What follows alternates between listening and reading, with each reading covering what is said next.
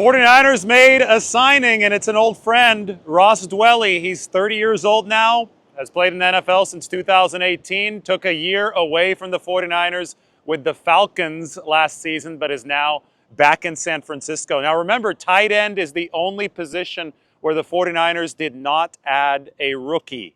So they add their old friend, Ross Dwelley.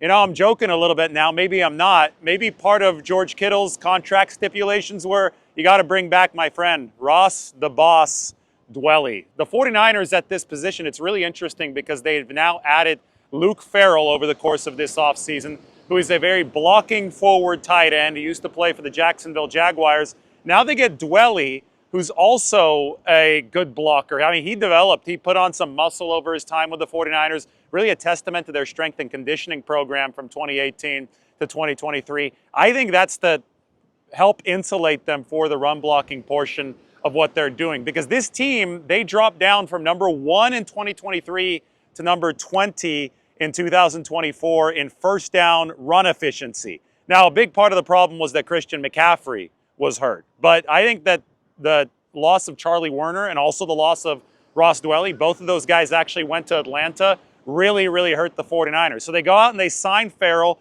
They go out and they sign Dwelly. There's going to have to be a corresponding roster move to fit these guys on the 90-man roster. But I think that this is very, very necessary for their competition over the course of the offseason at the tight end position. You still have Braden Willis on this team. You still have Jake Tonjes on this team. And you still have Mason Pline on this team. So who all makes the 53-man roster? Obviously Kittle, obviously Luke Farrell. There's a chance that Ross Dwelley could be the practice squad guy for the 49ers. And if they really like Mason Pline, he could be the third and final tight end. Or Jake Tonjes and Braden Willis make it to make 4 tight ends. But however you can make this roster most efficient would be best for the 49ers. If you only have to take 3 tight ends and 1 guy on the practice squad, a very versatile guy like Ross Dwelley, you leave with roster flexibility for other positions because every spot that you save at tight end can actually be used elsewhere. Probably wondering the location. This is Avila Beach, beautiful, I would say a hidden gem of the Central Coast. To the south of here, you've got Pismo Beach. I would say to the northeast of here, you have San Luis Obispo, which is inland. Then you go out to Avila Beach. It's a town of only about 1,500 people. This is the backyard of the Central Valley. I would say that, you know, as a kid, we'd come here a lot, but then for about 10 years, it was shut down because they had an oil spill. They took 6,500 truckloads of contaminated material to Bakersfield, of all places, and the place was shut down. And now it's reopened, and it's a beautiful spot on the Central Coast. Another chapter of this 49ers update also revolves around the golf course. Well, the veterans did their thing. Turns out so did the second-year guys. Not rookies anymore. Ricky Pearsall, Dominic Pooney, coming off that great year starting at right guard for the 49ers, and Malik Mustapha. Now, this is intriguing, and I think this is really update-worthy because just a few days ago, we were talking about Malik tearing his ACL.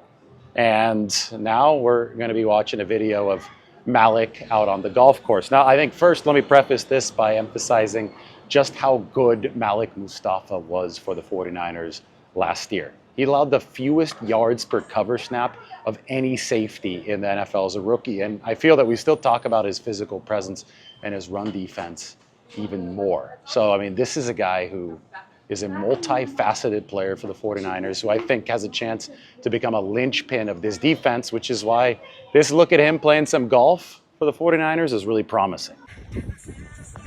There you go.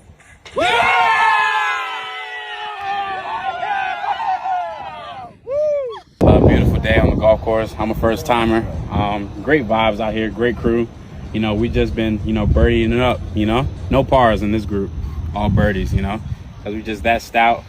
Got some swag on this team, you know what I'm saying? So just a great day to play some golf and blessed to be out here. It's a good time, good vibes, First shot of the day, no warm up. They just threw me in the fire. You got Lindsay. The first shot, they actually let me go second time because the first time I hit straight ground.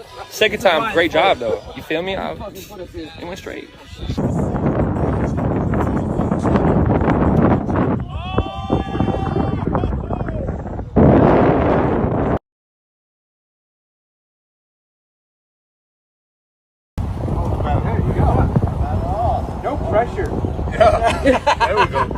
cameras everywhere. So it's important to remember that Malik Mustapha, even though we found out about his ACL tear just a few days ago, actually tore it way back in January, final game of the regular season. And because the 49ers didn't make the playoffs, they didn't have to come out with an injury report after that. And it allowed them to conceal the injury so they wouldn't tip off their draft plans. They ended up drafting a safety, Marquise Siegel, out of Kansas State. But I say all of this just to show that there's a silver lining with the Mustapha injury news. If that had happened over the past couple weeks, he'd almost certainly missed the entire 2025 season. Now he's golfing, looks good while golfing, looks athletic while golfing, and is already several months into his recovery process. And although he might not be back for week one, his mom on Twitter is talking as if he will be back for week one. But even if that's not necessarily going to happen, Malik should be back for sure at some point during this season. Now, they have insulated the safety position.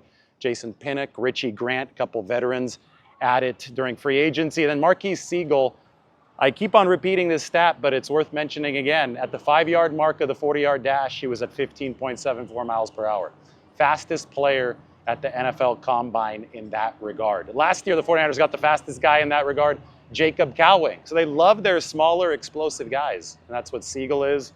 A lot of the players on this defense fit that same profile for the 49ers. You might have noticed the location changed. Behind me is one of the original Jamba Juices. I'm in San Luis Obispo now.